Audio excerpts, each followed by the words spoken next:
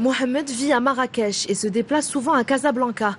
Pour ce faire, il a recours à une méthode particulière, le covoiturage.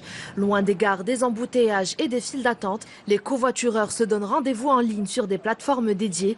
Cela leur permet à la fois de minimiser les frais et le temps de transport, tout en contribuant à réduire l'émission de CO2. Le covoiturage permettrait de réduire les émissions de CO2 d'environ 30% dans les zones de moyenne densité. Il pourrait aussi contribuer à mettre fin aux conséquences néfastes de la congestion routière. Cela permet aux deux parties d'en profiter.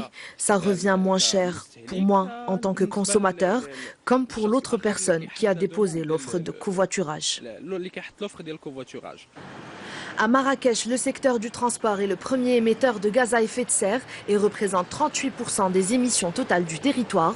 Grâce à son optimisation conséquente de l'usage des véhicules personnels, le covoiturage permettrait de réduire ce taux par 4.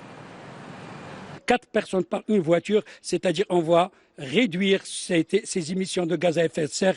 38% divisé par 4, ça on peut arriver à comment dirais-je, à 9 jusqu'à 10%, même pas 10%.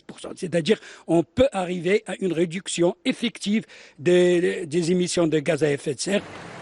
Apparu pour la première fois dans les années 80 en Allemagne, en France et au Canada, le covoiturage se développe au Maroc doucement mais sûrement grâce à quelques groupes sur les réseaux sociaux.